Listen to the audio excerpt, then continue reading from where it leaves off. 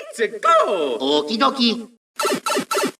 Hey guys, it's Nexus. So it looks like we hit 420 subscribers and we're still going up. I'm so grateful that you guys like my content enough to stick around. To celebrate, I asked you all on my Twitter, Instagram, and YouTube community tab for questions for me to answer. I'll answer as many as I can, so let's not waste any time and get started. Let's start with the Twitter questions first.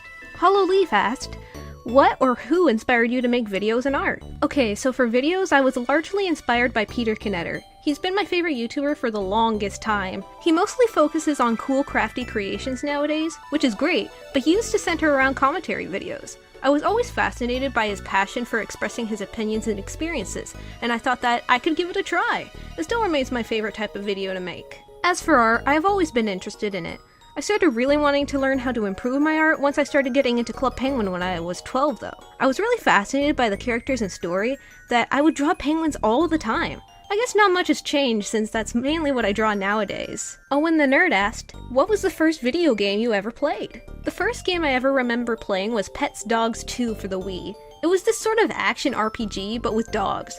The story was centered around this wacky little MS Paint hat or something. I don't own the game anymore, unfortunately, but I'd love to get it again someday. SonicFan64 asked, what kept you going on YouTube? Honestly, I was thinking of quitting YouTube altogether not too long ago. It's kinda crazy to think about considering how excited I am about making videos now, but it's true.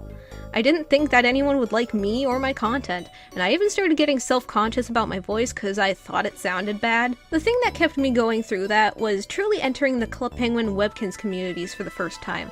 Both of them are filled to the brim with truly amazing and supportive people, who inspired me to create what I do. It made me gain a lot of my self-confidence back, and I'm forever grateful. As for the second question about how I use Audacity, I don't remember where I learned how to use the program. I'm sure if you Google how to record using Audacity, there will be plenty of tutorials that explain how it works. In general though, it's really just hitting the record button and talking. That's all for the Twitter questions, so let's move on to the Instagram ones. Sweet Roses 159 asked, who is your favorite character in Webkins? I'm not sure if you're asking me who my favorite mascot is, or who my favorite pet is. So, just to be safe, I'm gonna answer both.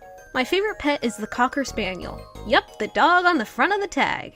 I absolutely love its design. It's so cute and it's iconic as well. Nothing can beat a classic, and I would be extremely hard-pressed to find a pet that I love more than this little goober. As for my favorite mascot, it's Dr. Quack, of course. He was the physician at the Kinsville Clinic from 2005 to 2015, and he would care for your pets back when they could get sick. I want the original clinic to open up again so bad! There's nothing I want more when it comes to Webkins. Sanguine Loot asked, favorite Mario Sunshine level? Oh, that's a difficult one. I'd have to say that my favorite Mario Sunshine level is Peanut Park, though. It's such a fun and happy amusement park area, and I just love the theming of it all. It also contains my favorite mission in the entire game, that being the Mecha Bowser fight. Why do I like that one, you asked? The Mama Peach cutscene.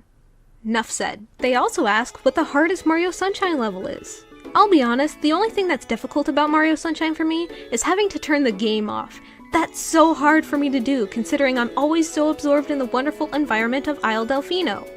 But in all seriousness, probably the pachinko one. And now we have one last question, and it's from my YouTube community tab. Fortune Star asked, how did you discover Club Penguin, and what do you like the most about it? I discovered Club Penguin in 2013 initially. I think it was through a YouTube video or something, I don't remember which.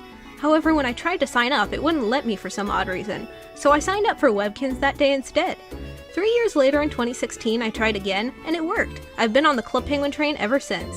I didn't get to play much of the original before Club Penguin Island came along, but I ended up liking that game better anyways. I still think it's better in all honesty. As for what I like most about it, Herbert P. Bear, Esquire, and his crab companion, Klutzy. They've been my comfort characters for the longest time, and were the first ones I sought comfort in when the first signs of my depression started showing up.